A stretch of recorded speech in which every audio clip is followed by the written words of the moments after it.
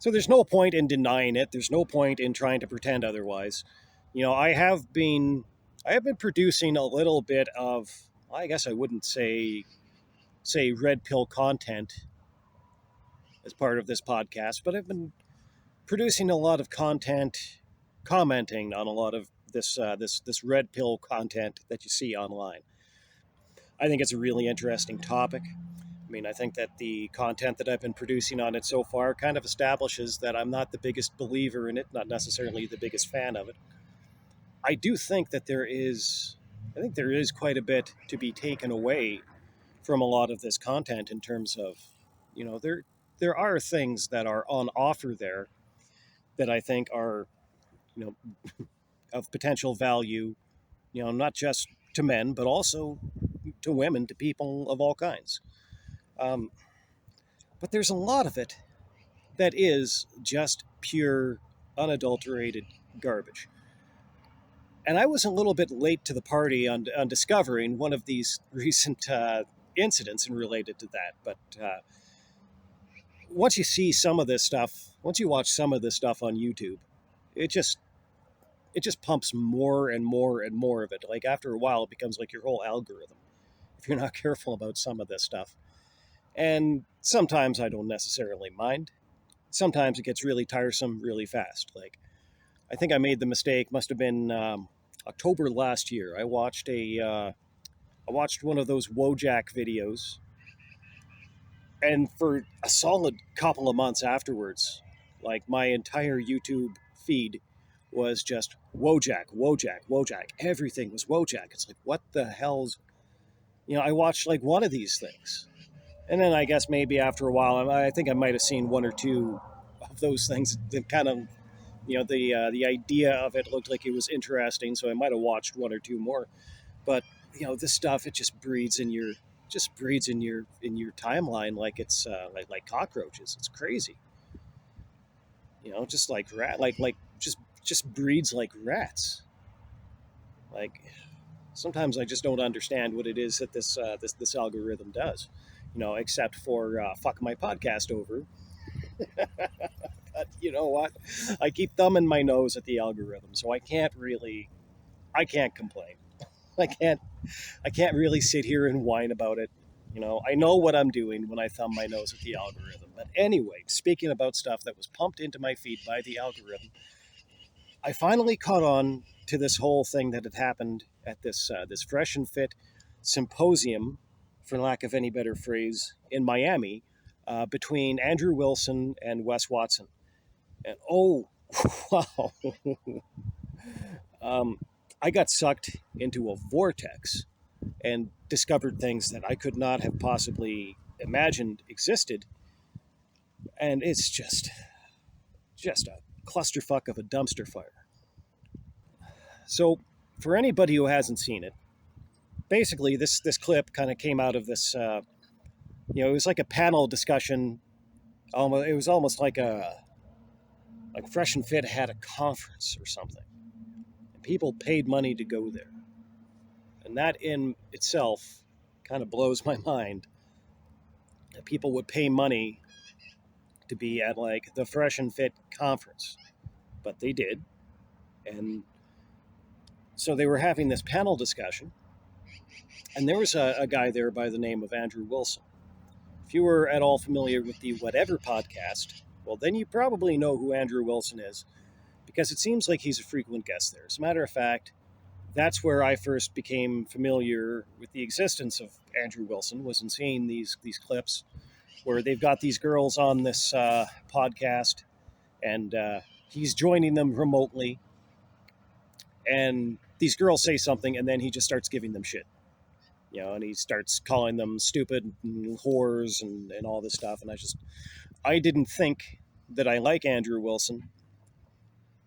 And in all honesty, I feel like probably I still don't. But really, I didn't have any time for that. It's just like, dude's not even being a gentleman. It's one thing to have disagreements about the decisions that some of these girls are out there making in terms of like their, having OnlyFans content and stuff like that. But, the very least that you can do is, be a gentleman about it. and he definitely was not in these clips. So I don't like that. But in this particular clip that I'm talking about, the one from Miami, they're going around and they're talking to all these different guys about what their definition of success is. And a lot of them have kind of had like the predictable responses.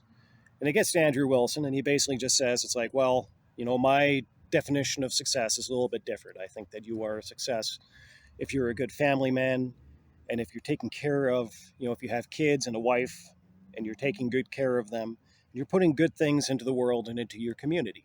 That's what makes you a success. To me, in my opinion, that is a very big part of the definition of what makes a person a success. So I kind of gravitate towards that answer quite a bit. And this dude, Wes Watson, just starts freaking out at him. And eventually he has this meltdown that just descends into like him threatening to slap him. And this Andrew Wilson guy is just sitting there and just says like, yeah, I'm armed. Like, you're gonna smack me? I'm packing heat. Good luck. And then Wes becomes this Watson guy. He becomes a lot less aggressive, and then just kind of sits there and kind of snipes at him while he's saying other things, whatever, just kind of acting like a little bitch. And it turns out that there might actually be more of a background to him acting like a little bitch, because it turns out that his whole thing is like he's been to jail, he's been to prison.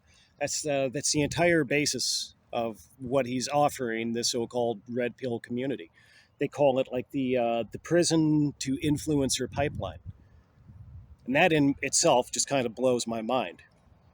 But we're going to come back around to that, because this meathead, he sits there on stage, and first he's just freaking out at this guy for just having his opinion.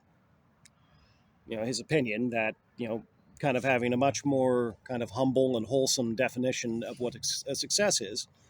And this guy he can't even handle it. I don't know if it's that he can't handle that is being said, or if he can't handle that people there are actually listening to anybody other than himself. You kind of see that sometimes in some of these communities, is you got the one guy that kind of feels like, attention is a resource, and he's kind of like a poorly domesticated dog.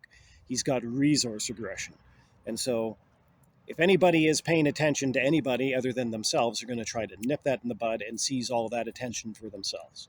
And that's basically what this guy Wes Watson was doing.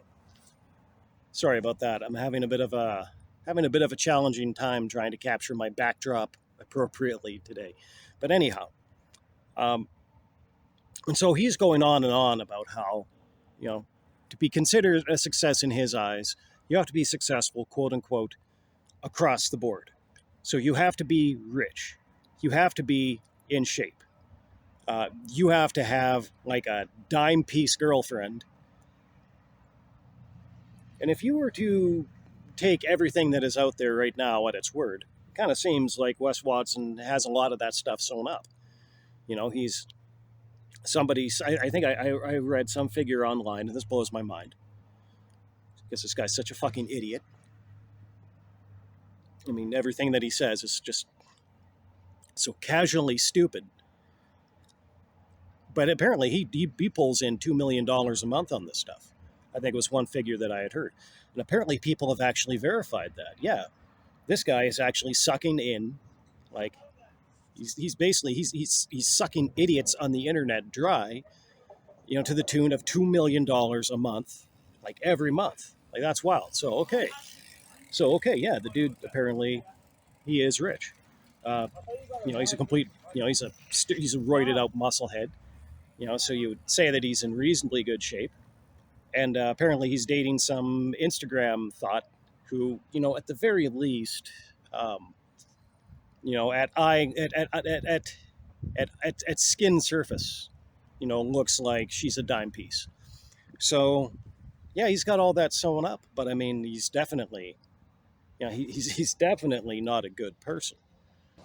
Which brings to mind for me, I mean, there's this question, there's this phrase that a lot of these red pill content creators like to talk about, and they like to talk about quote unquote, high value men. And I kind of feel like we need to call the question as to what exactly, like, what's that supposed to mean in the first place? Like a high value man, what is that? Because if it's just having money, well then, I guess Al Capone. I guess Al Capone was a high value male, but you probably, if you were a woman, you probably wouldn't want to be in a relationship with him. I think we need to call the question as to what a high value male actually values. There was kind of a conversation that I had, last year. Actually, it might have even been pretty close to this time last year. And I was talking to this woman who was a friend of my dad's. And I don't remember how the topic came up, but I just basically kind of said it's like, like money's not even worth stealing.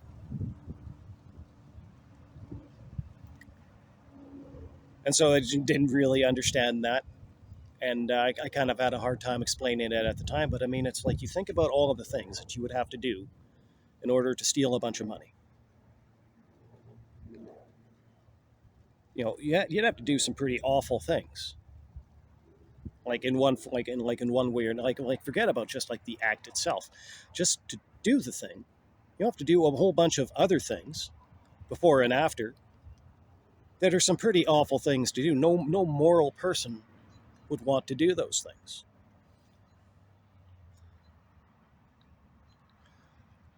And so the point of it is that there's an extremely limited degree to which it's worthwhile to compromise for the sake of money. It's just things that a person would not do for them. But this Wes Watson guy, the kind of stuff that he does for it, I mean, he gives out some very bland, banal, like boring, you know, he calls it advice.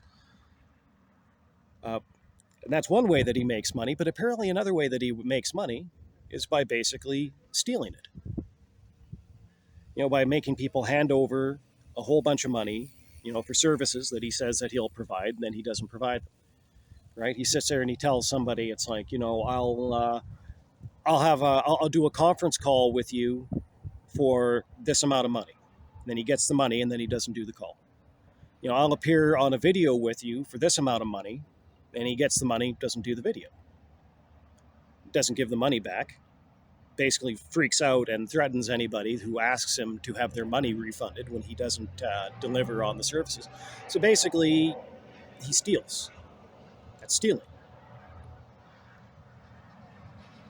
I mean, sure, some people would say that's all, that's like stealing. No, it is stealing. And this guy has done it to multiple people to the tune of like tens of thousands of dollars every time that he's done it. Like every single time that he's done it. And then you remember this is a guy who's been to jail. Typically, people who have been to jail have been there for a reason. They don't just, they don't just, they don't just fucking fall in a hole one day and then pop up in a prison yard. They got there for a reason. And there are enough people out there who actually want to procure, the business advice of somebody who has been to jail, who has proclaimed himself to be like a violent criminal. That he can suck these idiots dry to the tune of $2 million every month.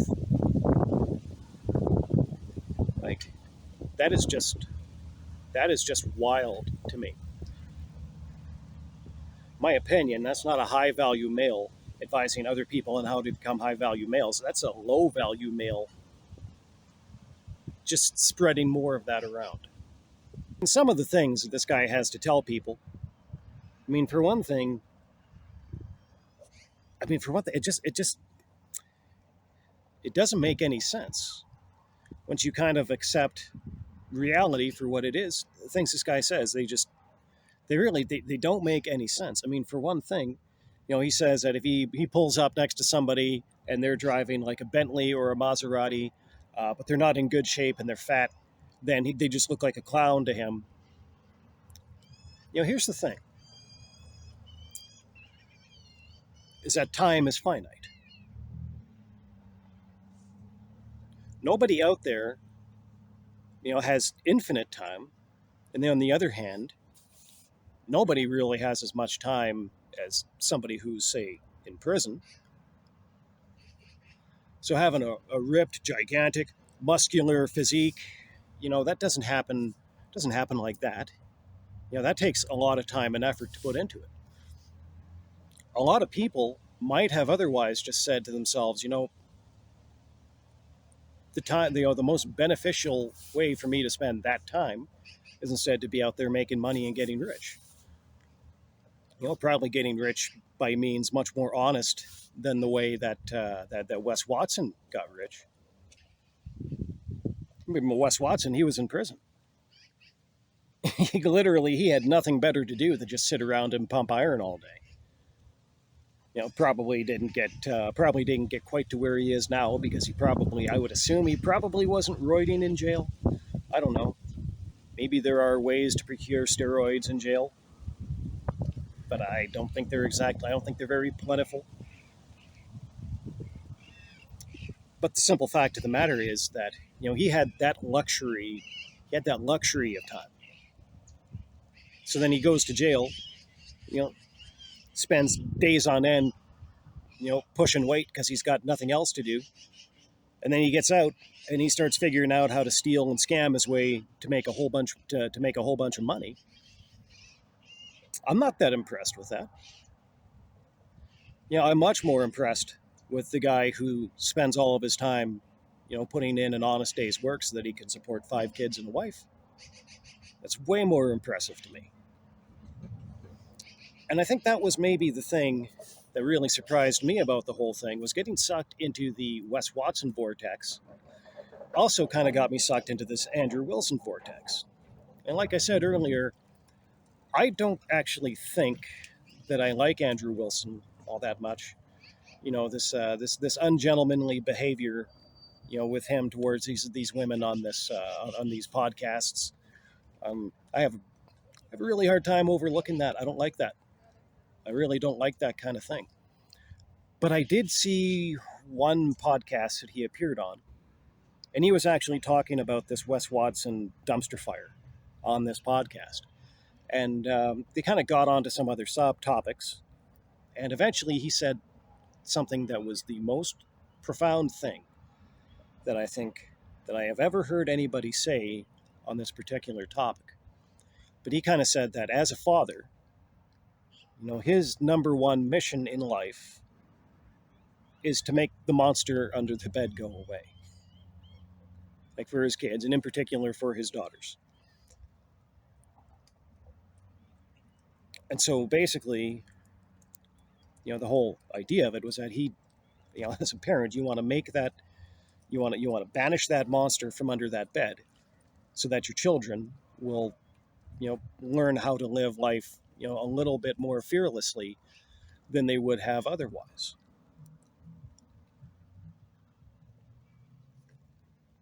And he said that was especially important if you're the father of a little girl. And I actually do think that that's true. I mean, I think it is a bit of a, and it's a little bit cliche to say it, but just because it's cliche doesn't mean that it's not true. That this world can be a pretty dangerous place, to be a girl or a woman. There are there are more things in the world that can pose a threat to them on multiple levels than there are that pose a threat, to men. It's not the most it's it's not the most popular thing to say in certain circles. I imagine that I might hear a little blowback from that, but you know what? fuck it, whatever. I do think that that's true.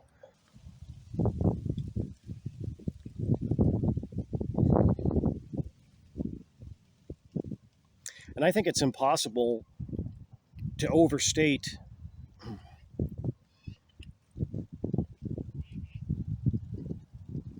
I think that it's impossible to overstate the importance of a parent providing a place of safety where, at least for that little while, you know, they don't have to be as afraid. And then during that time, teach them about ways to go out and confront those dangers in the real world in ways that will allow them to succeed, far beyond what they would have if they were just, hiding away from those dangers all the time. Like, that was one of the most, profoundly wise things that I had heard anybody say, in quite a long time. And I've got a, I guess maybe not quite a long time, but no, I was really, I was really struck by that. And I think I've definitely got to tip my hat to Andrew Wilson for being able to put, you know, for sharing for sharing that. I mean, I don't know if I would ever want to hang out with the guy. I don't think that we're likely to ever meet. But if we did, I kind of feel like maybe I'd still have to feel this guy out a little bit and figure out a little bit more about, like what he's about before committing to something like that. But you know what? I know that I absolutely would not want to have any fucking thing to do with Wes Watson for reasons up to and including. I mean, I kind of feel like every bit as he's probably every bit as likely to poke you with a prison shank and steal your wallet as he would be to actually buy a round of beers. And I think that's perfect. I think that's perfectly fair to say because hey, you know what? Dude's been to jail. Dude brags about being to jail for some kind of like a violent crime, which it sounds like maybe, you know, he might be, he might be puffing it up a little bit, quite a bit beyond what it actually was, based on what other people in the quote unquote, prison to influencer pipeline have come out and said.